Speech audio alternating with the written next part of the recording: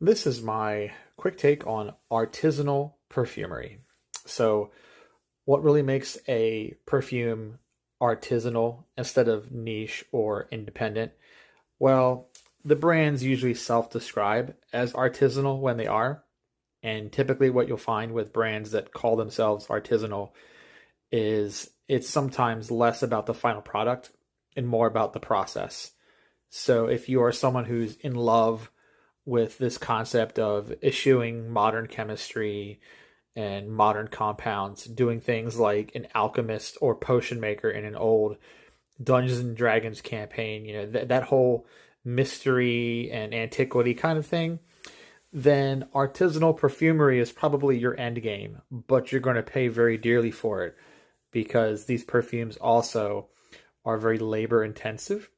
The perfumer is making all their own compounds usually, distilling their own oils, using steam distillation to create their own rose and lavender absolutes, making their own sandalwood, making their own oud.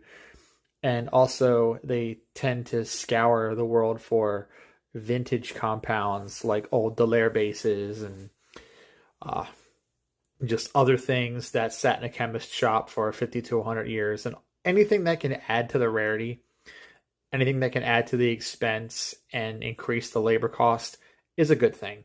Because again, it's more about the process than about the final product, even though some of these brands will talk about how their perfumes smell deeper and richer and like a lost world, and they talk a good talk. I've smelled a great deal of them, and some of them are very raw and unfettered. They go very heavy in animalic musks and very heavy on other materials that may not smell super pleasant to most noses. So again, you really need to be in love with the aesthetic and the process of making perfume this way. And then the last part is, very limited run. We're talking hundreds of bottles sometimes at most, and they sell out immediately, get flipped by scalpers who use bots to buy them. And then you get all the gatekeepers and toxic people who think it's the end all be all, and they won't touch a modern fragrance once they've gone, head over heels for whoever's making their civet, sandalwood, castoreum balm that they paid like, I don't know, $2,000 for a 30 ml bottle of. So, yeah, it's a world unto itself, and it can be a bit intimidating.